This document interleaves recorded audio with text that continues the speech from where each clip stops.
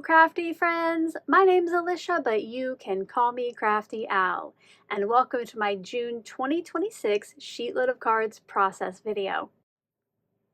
Welcome, or perhaps welcome back to my channel. I'm so glad that you're here today. Yesterday I debuted the brand new Sheetload of Cards for June 2026. If you do not yet have this free printable, make sure to check out the debut video, which is linked in the description box below. Today I'm back to show you how I made my first set, and I'm going to have lots of tips and tricks along the way. Also today, my creative team will be joining me in sharing their first sets. So make sure once you're done with my video that you go hop along and see what everyone else created. To do that, you can use the monthly playlist linked in the description box below, and I'll also have it as a card at the end of this video. I know that everybody would love for you to stop by, see what they created, and leave them some love. I know that every month when I hop along, I get so many great ideas of how to make the sheet load my own. If you find the same thing, make sure to let me know in the comment section below and give this video a thumbs up. As I get into the process, I will tell you about all the products and tools that I'll be using, including how if you are a channel member, you can get the free SVG download for your focal arched rectangle. If I do leave you with any questions, you can always leave those down in the comment section below, and I'll get back to you just as soon as I can. Let's get crafty! I'm going to get started today by showing you how to cut your 2 pieces of pattern paper, and I would suggest cutting the strips for C at the bottom first before you cut the columns. If your pattern paper has a direction, you'll want to keep that in mind when you make the first cut. Since my striped paper, I do want a certain direction, I will show you that one first. You're going to figure out which way you want it to run, which I want my stripes to run vertically or up and down. So I'm going to rotate this and cut 2 strips off the bottom that are 3/4 of an inch. Once each of those is cut, I do just set it to the side for now, and we'll cut those down here in a little bit. Now you'll rotate your piece back the way you want it to sit on your cards, and then cut this into 3 strips that are 4 inches wide. Because this does take up all 12 inches, make sure not to do what I call generous cut. Cut it right at 4 inches, if not a hair under. Now we're going to take each of those strips we just cut, which eventually some of the pieces will have some tearing, but for now we're going to cut it into 2 pieces that are 3 3/4 inches tall and 2 pieces that are 1.5 inches tall. While I make those cuts, I do want to take a minute to remind you that you don't need to write down or remember any of these instructions. You can check out yesterday's debut video, which is linked in the description box below, to find out how to download the free printable for yourself, so you'll have all of those instructions right next to you. The final cuts for this piece of pattern paper is to bring back in those skinny strips from the bottom and cut each one into 3 pieces that are 2 1/4 inches wide. There is a little bit left over at the end, and you can use it to add more decoration to the front, or you can use it to decorate the inside of your cards, or maybe even make a completely separate card with those scraps. While I cut the second piece of pattern paper in that same exact way, I did want to stop by and tell you about a special live stream series that's getting ready to start here on my channel. June 13th of 2026 is my 10-year anniversary on YouTube, and to celebrate it, I am having a surprise Advent live stream series.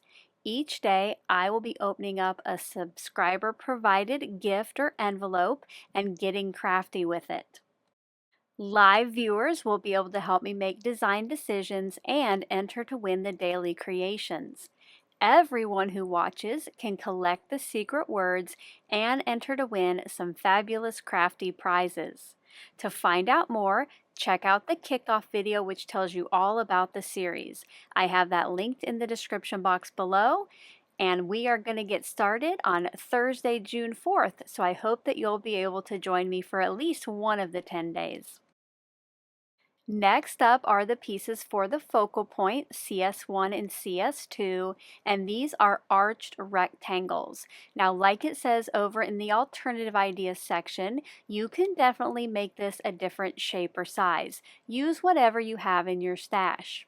If you do want that shape and you're a channel member, I will be telling you here in a minute about a bonus SVG, but you might also have some dies in your stash that will work, like this Spellbinders set. I did use the SVG file for mine. I used Granny Smith cardstock for CS2 and just white cardstock for CS1. To get 12 of each total, I did have to arrange them a little bit differently than what the sketch shows, but I still did only need 1.5 sheets of cardstock for each. You'll see here on the rest of the white I cut how I just had to rotate it and put 4 down 2 columns. If you are a channel member and would like access to the SVG cut files for the arched rectangles, check out the membership tab later today for an image like the one up on screen now, and you can also visit the monthly blog where it will be archived for the future. The last thing you'll need for the cutting guides are 6 pieces of cardstock that you cut in half and fold in half. This is the point where I realized I messed up on the printable. These cards do call for vertical or portrait card bases, and by the time you download your copy, it will be corrected. For mine, I just grabbed 12 bases from my stash. Mine are top folding, but if you prefer a side fold, you could definitely use that too. This month's sketch does call for some tearing, and for that you'll cut about 1/4 inch off the bottom of piece A and 1/4 inch off the top of piece B. Now you could definitely skip this step if you wanted to. You'll just want to make note of the special instructions on what size to cut each of your pieces. When I tear, I like to pull what will not be on the card toward me, which leaves you with that white edge if your paper has a white core. Now, if you don't like that look, you could tear that piece away from you and it won't be as distressed. I will be showing you some alternative ideas to tearing here in just a minute, but before I do that, I did go ahead and tear the floral set that will eventually be paired up with the stripes. My first idea is if you have something like a Deckle trimmer, you could use this instead of tearing. What you're going to do is after you cut the piece B down to 1.5 inches tall, you will cut it with the Deckle trimmer to 1.25 inches tall. For the larger piece, that will then get cut to 3.5 inches tall, and you'll see here it is just a very slight deckled edge. Another idea is to use a border punch, which I still love these things. Let me know if you do too. For this example, I just use a scallop when I had my stash, and you'll just add the scallop to the bottom of piece A and the top of piece B. Another option is just to leave these pieces straight instead of cutting or tearing. But for this, you will want to adjust those original cuts. So A is 3.5 inches tall and B is 1.25 inches tall. This will also leave you with some extra scraps.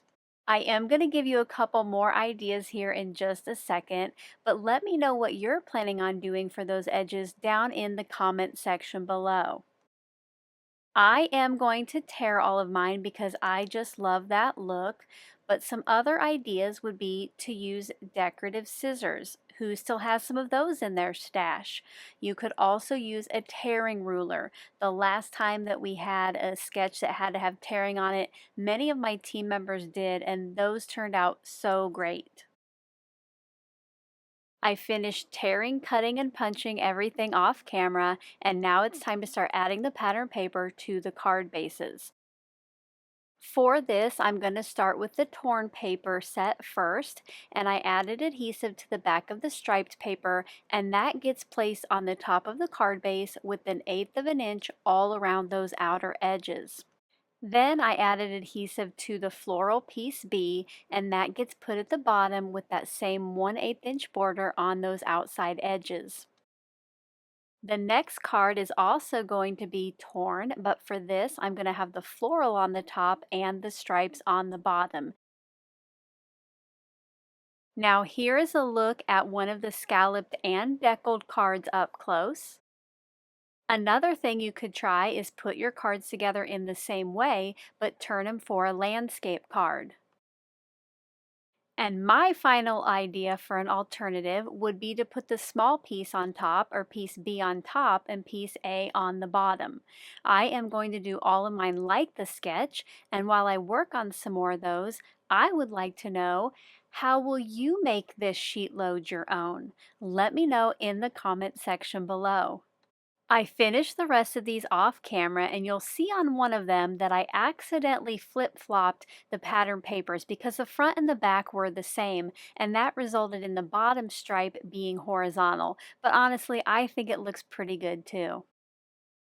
Before I add pattern paper C to the white arched rectangle, I do want to do the stamping on this. The first stamping I'm going to do is of the little branch from the Nature Symphony stamp set, because the sentiment that I chose, it was a little bit smaller than the white area on the arched rectangle, so this will help fill up some of that white space. I do have a foam pad that I'm stamping on, and because that keeps ink just like an ink pad and I don't want to get my fingers in it, I did bring in a little scrap of paper from the recycle bin. I temporarily tacked pattern paper piece C in place so I would have a good idea of the area that I could stamp in. Then I played around a little bit with stamping the Granny Smith ink at full strength and a stamp off, and I decided to go with the stamp off, but guess what? I ended up stamping that first one at full strength, but good news, this arched rectangle has two sides. I gave it another go, and this time correctly stamped one of the branches in the upper left. To get the branch in the bottom right, I kind of hovered my stamp over the piece and figured out where it would go, and then removed the pattern paper and did the same stamp off technique. For the rest of these pieces, I used more of an assembly line process where I stamped all of the branches in the lower right and then went back in and stamped in the upper left. While I work on that, I would love to know, what theme are you going to use for your first sheet load of cards this month? For me, I'm going to be using the You Make Me Smile sentiment so they can be sent out for a variety of occasions. I can't wait to read what you'll be doing with them down in that comment section below.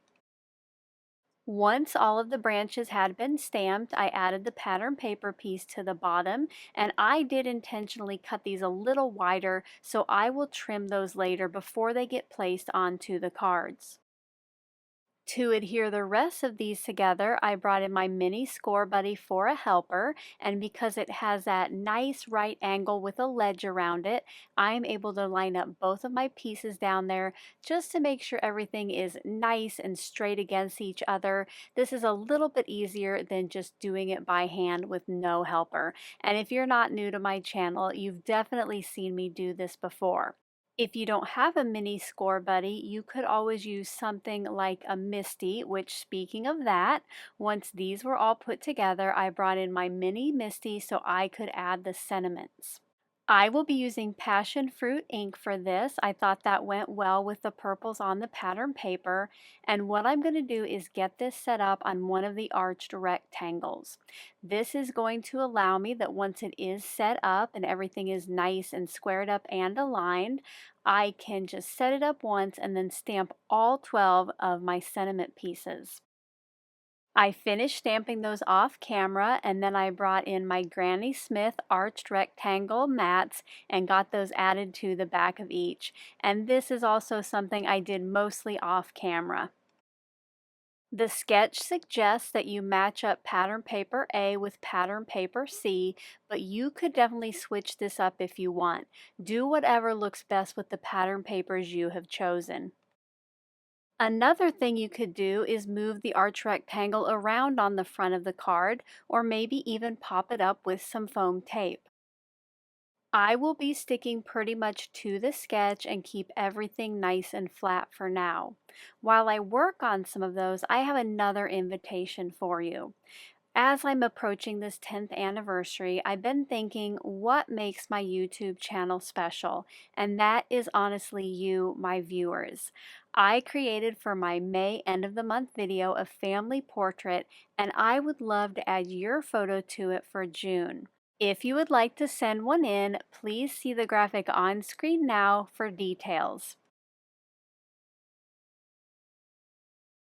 My original plan was to be done with the cards at this point, but I decided that they needed a little something else, so I decided to bring in more of the purples, and I used that smallest branch die from the Nature's Symphony die set and cut out 2 for each card out of the passion fruit cardstock. I really thought, especially on the green striped background, that these added just a little more detail and fun. I also used some of the torn off pattern paper to decorate the inside of each card, and here are some close-up looks at the finished set.